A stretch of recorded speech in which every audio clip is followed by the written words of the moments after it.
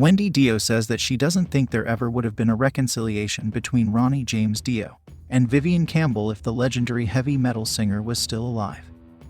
Ronnie, Vivian, drummer Vinny Appice and bassist Jimmy Bain collaborated on the first 3 Dio albums, 1983's Holy Diver, 1984's The Last in Line and 1985's Sacred Heart, before the Irishman Campbell left to join Whitesnake in 1987.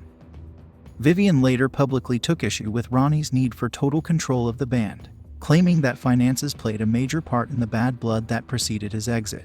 Specifically, Campbell said that it had become increasingly clear to him that Wendy was determined to separate Ronnie from the band. She didn't see Dio as one creative unit. Ronnie knew better, but I suspect that in an effort to win back Wendy's love after the couple split, he was willing to bend to her whims. Thus began the beginning of the end for the original Dio band. Asked in a new interview with Ultimate Classic Rock if it was important for her to detail Ronnie's falling out with Vivian in the singer's just-released memoir, Rainbow in the Dark, the Autobiography, which she, along with writer Mick Wall, completed after Ronnie's death, Wendy said, "I wanted to, because I am so sick to death of hearing Vivian saying things like, 'Ronnie paid me $100 a week.' Well, how did he buy a Ferrari with $100 a week? Ronnie was always fair to his people. It costs a lot of money to put that show on. All of the time, we paid for everything. Buses, trucks, hotels, lighting, sound and everything else. I think he treated the band very fairly. The problem is Vivian, for some reason, decided he wanted to be Ronnie. Well, the band was called Dio, but the fact was that Ronnie had already been in Rainbow and paid his dues, and then in Black Sabbath and paid his dues. He wasn't just off the street and a nobody. I got really upset. I get really upset when I hear him saying all of the things about Ronnie. Ronnie isn't here to defend himself. I will. I have all of the paperwork to prove that. How much he did get paid. That just kind of upsets me that people will say, oh, Ronnie was cheap. Well, Ronnie was never ever cheap at all." Asked if she thinks there would have been a chance to build any sort of bridge between Ronnie and Vivian, Wendy said, "No, I don't think so, because there was too many nasty things by both of them said in the press. And I think you can't undo those things." Campbell, Appice and Bain reunited in 2012 alongside singer Andrew Freeman to form Last in Line. The band's initial intent was to celebrate Ronnie James Dio's early work by reuniting the members of the original Dio lineup. After playing shows that featured a setlist composed exclusively of material from the first 3 Dio albums, the band decided to move forward and create new music in a similar vein. In a 2019 interview with Ultimate Guitar, Vivian spoke about the financial dispute that led to his exit from Dio. He said, "Well, when the band was first formed, Ronnie told Vinny and Jimmy and myself that for the first 3 records, if we were willing to not be participants in the album sales or the tour receipts or the merchandise money or any of that, if we were willing to work for a very modest wage, that by the 3rd album, he would make it an equity situation. Okay. And we would get part of the record and part of the tours, et cetera, et cetera. So we worked for less than the road crew. I mean, we did the Holy Diver album. We got paid $100 a week.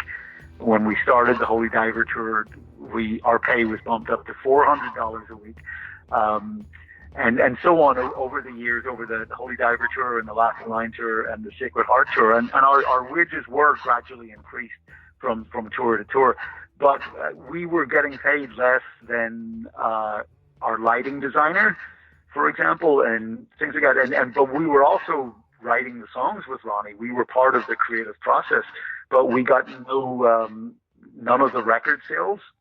Okay. We got none of the merchandise money and none of the concert money. So we were okay with that because Ronnie had promised us that by the 3rd album that would all change. We were working towards this goal, and the band was becoming more and more successful.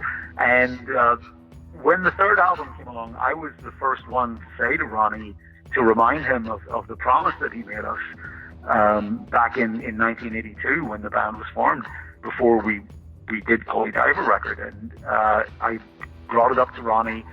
when we were recording the third album, Sacred Heart, and Ronnie said, let's get through the record first and then we'll discuss it. So I waited until the record was done, and then I brought it up again, and Ronnie said, well, let's get on the road and get rehearsed, and once the tour starts, we can discuss it with Wendy. Wendy was his ex-wife and manager of the band, his manager, and with benefit of hindsight, I see it very clearly now. It really came down to this. There were only 4 people in the room when Ronnie made that promise, and it was Ronnie and Jimmy and Vinny and myself. Wendy Dio wasn't in the room, and Ronnie really never stood up to his ex-wife, and he never had the courage to tell her that he had made this promise to us, and she never saw the value in the original band. She was only,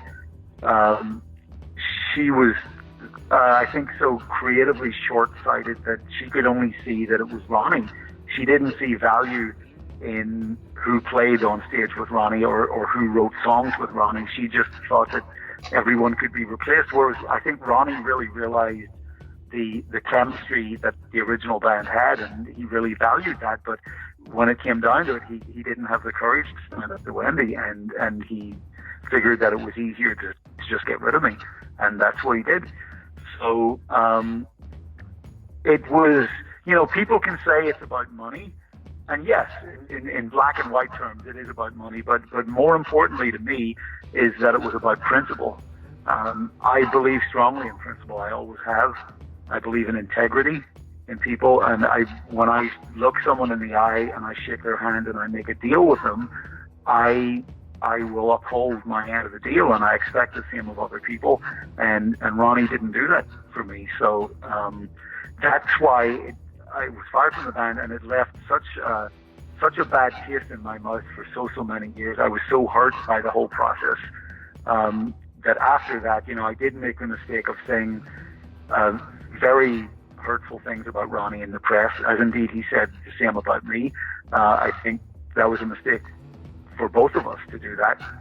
But it was a very painful thing for me, because I never wanted to leave that band. I was fully invested in it. I enjoyed it immensely. I believed in it, and I gave blood, sweat, and tears and everything I had creatively over the course of 3 albums to build that band, and then to be unceremoniously dumped like that was very, very painful for me. So it took me a long time to come full circle, and I actually, to be honest, I think it also took Ronnie's passing for me to be able to look at that in a different light, and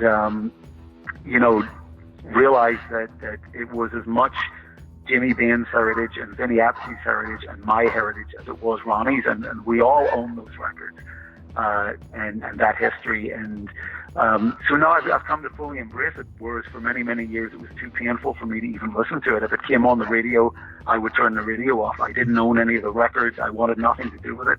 And now I see it in an entirely different light. I realize that we own it as much as Ronnie, and that it's a joyous thing to embrace, and it makes me incredibly happy to be on stage with Vinny and with Jimmy while he was alive, and to play that music again. It's something I'm very, very, very proud of. But it took me a long time to get here, and that's the reason why. In a May 2011 interview with Brazil's Roadie Crew magazine, Wendy stated about the controversy surrounding Ronnie's relationship with Campbell in 2003. Vivian called Ronnie an awful businessman, and, way more importantly, one of the vilest people in the industry. Vivian always said that he hated all the albums that he played on with Ronnie. And that was very hurtful to Ronnie. Very hurtful. Would you like someone who said something like that about your albums? He said a lot of things in the press that I don't want to get into, because it really wasn't Ronnie's feud at all. Ronnie didn't fire him. I fired Vivian. He wanted as much money as Ronnie wanted. He thought he was as important as Ronnie was, and that was just wrong. But I don't want to get into that. It's water under the bridge. It doesn't matter. A video clip of Ronnie James Dio calling Campbell a fucking asshole, and saying that, "I hope he fucking dies," in reference to his former bandmate. It was posted on YouTube in October 2007. The 2-minute clip was shot on March 30, 2007 while Ronnie was signing autographs for fans after Heaven. and Hell's show at the Radio City Music Hall in New York City. He's a piece of shit, Dio said. You ever heard the things he ever said about me? He called me the most despicable human being that ever lived. I thought I gave you a chance and made you somebody. And now you're playing with who? Deaf fucking who? There's a fucking rock band for you to fucking have diarrhea with. Thank you for tuning in, and please hit that like button, it's appreciated. Make sure that you subscribe for more rock-related content.